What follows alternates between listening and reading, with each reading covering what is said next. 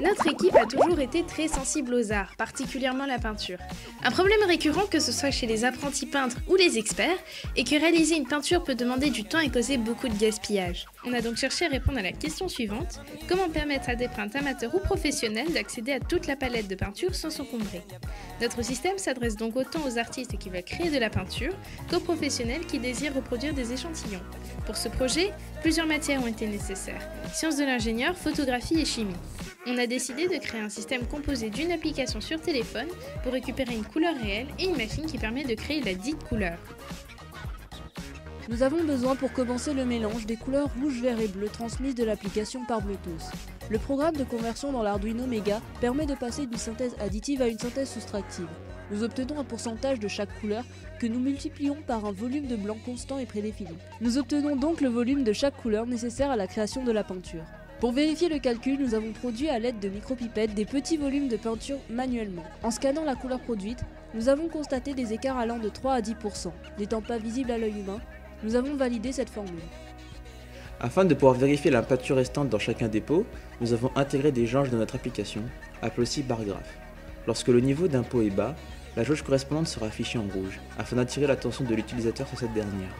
Pour les réaliser, nous avons procédé à une expérimentation avec les pompes.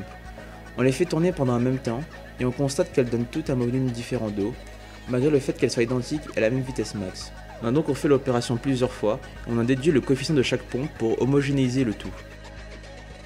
La partie application a été réalisée sous MIT App Inventor. Elle est reliée à une Arduino par un module Bluetooth.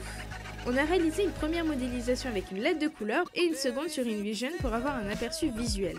Au final, l'application fonctionne de la manière suivante. L'utilisateur prend une photo avec son téléphone, peut la modifier s'il y a des écarts entre la photo et le réel, récupère la couleur en RGB et l'envoie à l'Arduino qui la traite. On a ensuite réalisé une expérimentation avec les pompes pour vérifier si les couleurs créées sont proches du réel. Quelques écarts sont cependant notables dus à la luminosité, au téléphone et à la perception humaine. Afin de protéger tout le matériel électronique lors d'un transport, il a fallu concevoir un boîtier léger, résistant et peu encombrant. On a réalisé le Xpintor en bois et en plexiglas. On a ensuite modélisé un modèle 3D du boîtier sur le logiciel SolidWorks. À partir de ce modèle, nous avons découpé toutes les différentes pièces à l'aide d'une découpeuse laser. À La Réunion, l'entreprise Movilac est une entreprise locale qui conçoit, produit et commercialise des peintures.